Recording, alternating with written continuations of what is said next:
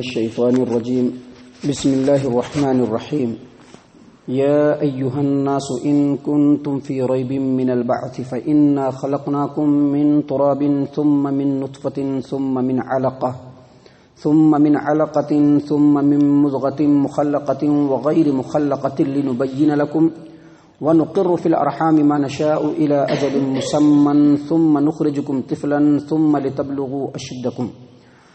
ومنكم من يتوفى ومنكم من يرد إلى أرذل العمر لكي لا يعلم من بعد علم شيئا وترى الأرض حامدة فإذا أنزلنا عليها الماء اهتزت وربت وأنبتت من كل زوج بهيج ذلك بأن الله هو الحق وأنه يحيي الموتى وأنه على كل شيء قدير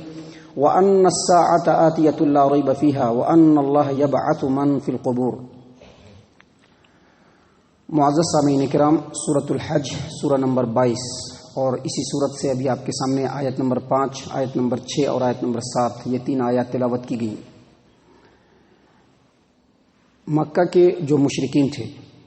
جن لوگوں کے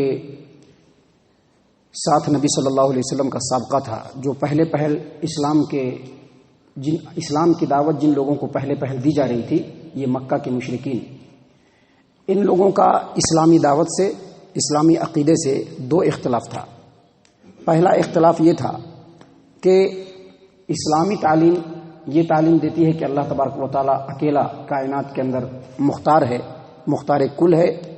پورا اختیار اللہ تبارک و تعالیٰ کو ہے اور اللہ کے علاوہ کسی کو کوئی اختیار نہیں ہے، اور اسی لیے اللہ کی اکیلی عبادت کی جائے گی. لیکن مکہ والوں کا اختلاف یہ تھا کہ نہیں، اللہ تبارک و تعالیٰ ہے، لیکن اللہ تبارک و تعالیٰ کے علاوہ جو ہمارے جھوٹے معبود ہیں، جو ہمارے معبود ہیں جن کی ہم پوجا کرتے ہیں، پرستش کرتے ہیں، ان کو بھی کائنات کے اندر اختیار ہے. یہ ایک پہلا اختلاف تھا. دوسرا اختلاف یہ تھا کہ دین ابراہیمی پر چلنے کا دعویٰ کرنے کے باوجود مکہ والوں نے مرنے کے بعد دوبارہ زندہ ہونے کا جو عقیدہ ہے، جس کی جو بنیادی تعلیم ہے اسلام کی، اس کا انہوں نے انکار کر دیا تھا. اللہ تبارک و تعالیٰ نے دلائل کی روشنی میں، عقلی اور نقلی دلائل کی روشنی میں، جس کو انسان دیکھتا ہے، ان آیات کے اندر ثابت کیا ہے کہ اللہ تبارک و تعالیٰ مختار کل ہے، اور اللہ تبارک و تعالیٰ نے ہی اس دنیا کو پیدا کیا ہے، اور پھر انسان کو اللہ تبارک و تعالیٰ نے ہی پیدا کیا ہے، اور پھر اس کو مار کر کے دوبارہ اللہ زندہ کرنے والا ہے. اس کے اوپر اللہ نے دلائل دیے ہیں ان آیات کے اندر. پہلی آیت کریمہ یعنی آیت نمبر 5 میں اللہ فرماتے ہیں، یا ایھا الناس ان کنتم فی ریب من البعث، اے لوگو اگر تم مرنے کے بعد دوبارہ اٹھائے جانے کے تعلق سے شک کرتے ہو، تم کو شک ہے کہ مرنے کے بعد ہم کیسے دوبارہ زندہ ہوں گے، فإنا خلقناکم من تراب، تو تم اپنے آپ کو دیکھو،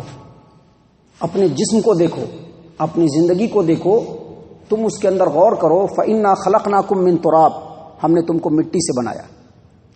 اور اس کے بعد اللہ تبارک و تعالیٰ نے پھر کہا ثم من نطفۃ، اور مٹی سے اللہ تبارک و تعالیٰ نے نطفے سے تم کو پیدا کیا ہے.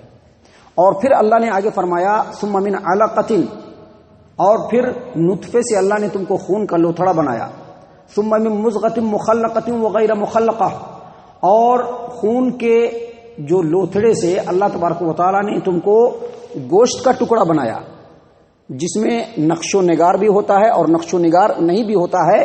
لِتُبَيِّنَ لَكُمْ، تاکہ اللہ تبارک و تعالیٰ اپنی قدرت کی کاریگری تم کو دکھائے. اور اس کے بعد اللہ تبارک و تعالیٰ نے پھر فرمایا وَنُقِرُّ فِي الْأَرْحَامِ مَا نَشَاءُ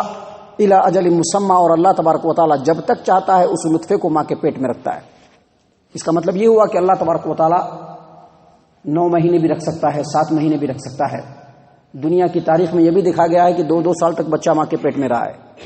تو یہ اللہ کی مرضی ہے. اللہ تبارک و تعالیٰ جس قدر اور جتنے دن چاہے انسان کو ماں کے پیٹ میں رکھے. ثم نخرجکم طفلا، پھر اللہ بچہ بنا کر کے بچے کی شکل میں پیدا کرتا ہے، اور پھر وہی بچہ جو ہوتا ہے بڑھتے بڑھتے بھرپور جوان ہو جاتا ہے. ومنکم من یتوفی،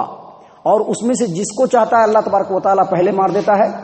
اور بہت سارے لوگوں کو اللہ تبارک و تعالیٰ ایک لمبی عمر تک بالکل سخت بوڑھا کھسٹ بنا کر کے اس دنیا سے رخصت کرتا ہے. وہ علم سیکھ لیتا ہے، لیکن جب بوڑھا کھسٹ ہوتا ہے تو جتنی چیزیں سیکھا ہوتا ہے سب بھول جاتا ہے. اللہ نے فرمایا کہ وَمِنْكُمْ مَن يُتَوَفَّى وَمِنْكُمْ مَن يُرَدُّ إِلَىٰ أَرْذَلِ الْعُمُرِ لِكَيْ لَا يَعْلَمَ مِن بَعْدِ عِلْمٍ شَيْئًا، تم میں سے بعض کو ہم پہلے ہی فوت دے دیتے ہیں اور بعض کو ارذل عمر تک لے جاتے ہیں تاکہ جو اس نے پہلے سیکھا ہے وہ پھر بھول جائے۔ اس آیت کریمہ کے اندر غور کرنے کی بات یہ ہے جو ابھی آپ کے سامنے پڑھی جا رہی ہے، غور کرنے کی بات یہ ہے کہ اللہ تبارک و تعالیٰ نے سب سے پہلے انسان کو مٹی سے پیدا کیا، آدم کو۔ مٹی بے جان چیز تھی، مٹی سے آدم کو بنایا، آدم زندہ جیتا جاگتا انسان بن گیا۔ اور پھر آدم علیہ السلام سے جو اللہ تبارک و تعالیٰ نے نسل کو آگے بڑھانے کا جو سلسلہ بنایا، اس کے اندر بھی آپ غور کریں گے تو اللہ نے پہلے بے جان چیز سے جاندار کو پیدا کیا اور پھر اس سے انسان بنا۔ انسان جو کھاتا ہے، جو پانی پیتا ہے، جس سے گوشت بنتا ہے، خون بنتا ہے، ہڈیاں بنتی ہے، جو ساگ سبزی کھاتا ہے یا دوسری چیزیں کھاتا ہے، اس سے بعض سے گوشت بنتا ہے، خون بنتا ہے، ہڈی بنتی ہے، اور انہی چیزوں سے نطفہ بنتا ہے۔ جو کھاتا ہے انہی سے نطفہ بنتا ہے، اور نطفے کے اندر ہزاروں جیتے جاگتے سیلز ہوتے ہیں جس کو جرثومہ کہتے ہیں، سیل ایک دم جیتے جاگتے ہوتے ہیں، اور انہی ہزاروں سیلز میں سے کوئی ایک سیل عورت کے رحم میں جا کر کے اس کے بیضے سے ٹکراتا ہے تو جا کر کے بچے کے پیدائش کا سلسلہ شروع ہوتا ہے، اور یہ بھی اللہ کی مرضی سے ہوتا ہے۔ وگرنہ دنیا میں ہزاروں ایسے انسان ہیں جو اپنی بیویوں سے ملتے ہیں اور ملنے کے بعد بھی ان کو بچہ پیدا نہیں ہوتا ہے، حالانکہ دونوں کے نطفے کے اندر وہ صلاحیت موجود ہوتی ہے کہ وہ بچہ پیدا کر سکتا ہے، لیکن اس کے باوجود بچہ پیدا نہیں ہوتا ہے۔ کئی بار ایسا ہوتا ہے۔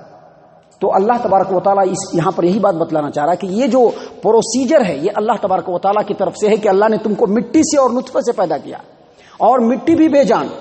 اور نطفے کی جو پیدائش ہوئی وہ بھی بے جان چیزوں کو کھا کر کے ہوئی۔ اس کے بعد اللہ تبارک و تعالیٰ نے فرمایا کہ ماں کے پیٹ کے اندر جب نطفہ گیا، وہی نطفہ کچھ دنوں کے بعد خون کا جمع ہوا لوتھڑا بنا، پھر وہی نطفہ بعد میں جا کر کے گوشت بنا۔ گوشت کے اندر پہلے نقش و نگار نہیں تھا، بعد میں اللہ نے اس کے اندر نقش و نگار بنایا، اور پھر اس کو اللہ تبارک و تعالیٰ نے جس قدر چاہا پیٹ کے اندر رکھا، اس کے اندر جان ڈالی۔ صحیح البخاری کتاب الحیض، اللہ کے رسول صلی اللہ علیہ وسلم کی حدیث ہے۔ انس بن مالک رضی اللہ عنہ اس حدیث کو روایت کرتے ہیں کہ نبی صلی اللہ علیہ وسلم نے فرمایا کہ اللہ تبارک و تعالیٰ عورت کے رحم کے اوپر ایک فرشتے کو مقرر کر کے رکھا ہے۔ ذرا سوچیے کہ اللہ تبارک و تعالیٰ کی وسعت بالکل سوچ سے بھی باہر ہے۔ دنیا میں کروڑوں عورتیں جو ہے وہ ایک وقت میں حاملہ ہوتی ہیں، جن کی کوئی تعداد گن نہیں سکتا ہے، اس کے باوجود اللہ تبارک و تعالیٰ ہر عورت کے رحم پر ایک فرشتے کو مقرر کرتا ہے۔ جب نطفہ پڑتا ہے تو فرشتے کہتے ہیں کہ اللہ نطفہ پڑ گیا، جب وہ نطفہ خون کی شکل اختیار کرتا ہے تو فرشتے کہتے ہیں کہ اللہ خون کی شکل اختیار کر لیا، جب وہ گوشت کا لوتھڑا بنتا ہے تو فرشتے کہتے ہیں کہ اللہ گوشت کا لوتھڑا بن گیا، جب اللہ تعالیٰ اس کے نقش و نگار کو بنا دیتا ہے اور پیدا کرنے کا ارادہ فرماتا ہے تو فرشتے پوچھتے ہیں کہ اللہ یہ مرد ہوگا یا عورت ہوگا، یہ نیک ہوگا یا بد ہوگا، یہ کیا روزی کھائے گا، اے اللہ یہ کب تک زندہ رہے گا۔ فرشتے پوچھتے ہیں اور اللہ تبارک و تعالیٰ ساری باتیں بتاتے ہیں اور فرشتے اسی وقت اس کا مقدر لکھ دیتے ہیں۔ اب سوال یہاں پر یہ ہے کہ یہ جو پروسیجر ہے پیدائش کا یہ زیادہ کمپلیکیٹڈ ہے بنسبت اس بات کے کہ انسان مر جائے، مرنے کے بعد زمین میں مل جائے اور مل کر کے مٹی میں سڑ گل جائے، اس کے جسم کا کوئی حصہ ہو اللہ اس کو بول کر کے پھر دوبارہ پیدا کر دے، اس میں وہ کمپلیکیشن نہیں ہے جو پہلے میں ہے۔ اللہ تبارک و تعالیٰ نے کہا کہ جب اللہ تبارک و تعالیٰ پہلی مرتبہ اس طرح سے پیدا کر سکتا ہے اور اللہ اس قدر اختیار رکھتا ہے تو پھر دوبارہ مرنے کے بعد زندہ ہونے کا جو عقیدہ ہے اس کے لیے تم انکار کیوں کرتے ہو، کیوں انکار کرتے ہو تم؟ اس کے بعد آگے اللہ تبارک و تعالیٰ نے دوسری مثال دی۔ اللہ نے فرمایا وَتَرَى الْأَرْضَ حَامِدَةً فَإِذَا أَنزَلْنَا عَلَيْهَا الْمَاءَ اهْتَزَّتْ وَرَبَتْ وَأَنبَتَتْ مِنْ كُلِّ زَوْجٍ بَهِيجٍ۔ یہ تمہارے پیدائش کا معاملہ ہے، اس کو ہٹاؤ۔ تم دیکھو گے کہ جب خزاں کا موسم ہوتا ہے، بہار کا موسم نہیں ہوتا ہے، سوکھا پڑا ہوتا ہے، تو اس دنیا کے اندر بہت سارے بیج، بعض ہواؤں نے ادھر ادھر ان کو بکھیر دیا ہوتا ہے، بعض پرندے بیج کو جو کسی غلے کے یا اجناس کے جو بیج ہوتے ہیں، بعض پرندے اس کو لے جا کر کے کہیں کہیں ڈال دیتے ہیں، بالکل سوکھا پڑا ہوتا ہے۔ زمین کے اندر بعض درختوں کی جڑیں جو ہوتی ہیں بالکل مرجھا گئی ہوتی ہیں، مر گئی ہوتی ہیں۔ اللہ تبارک و تعالیٰ اوپر سے بارش برساتا ہے، بارش کے پڑتے ہی وہ بالکل ہرا بھرا ہو جاتا ہے، اور جو بے جان بیج تھی اس کے اندر اللہ تعالیٰ کوپل پیدا کر دیتا ہے اور پودا نکل جاتا ہے۔ اللہ نے فرمایا کہ وَتَرَى الْأَرْضَ حَامِدَةً، تم دیکھو گے کہ زمین بالکل مردہ پڑی تھی، وَأَنزَلْنَا عَلَيْهَا الْمَاءَ اهْتَزَّتْ، اللہ نے اس کے اوپر بارش برسایا تو اس کے اندر حرکت پیدا ہو گئی، وَرَبَتْ، زمین پھول گیا، بالکل نرم ہو گیا، وَأَنبَتَتْ مِن كُلِّ زَوْجٍ بَهِيجٍ، اور ہر طرح کے بہار کو وہ پیدا کرنا شروع کر دیا، ہر طرح کے پھول، ہر طرح کے پھل، ہر طرح کے غلے صرف بارش کے برستے ہی پیدا ہونا شروع ہو گیا۔ اب دیکھتے ہیں کسان جو ہے بیج ڈال دیتا ہے تو پانی کے انتظار میں رہتا ہے، کیوں؟ کیونکہ رب اگر پانی نہیں برسائے گا تو وہ نکلے گا ہی نہیں، پانی ہونا ضروری ہے۔ اللہ نے اسی بات کو بتایا کہ جس طرح سے وہ مردہ بیج پانی برستے ہی، موسم کے آتے ہی پھل پھول گیا، ویسے ہی انسان جو مٹی کے اندر مل جائے گا، سڑ گل جائے گا، جب وہ موسم آئے گا، جب سور پھونکا جائے گا، جب اللہ تبارک و تعالیٰ اس طرح کی بارش برسائے گا تو انسان بھی زمین کے اندر سے نکلنا شروع ہو جائے گا۔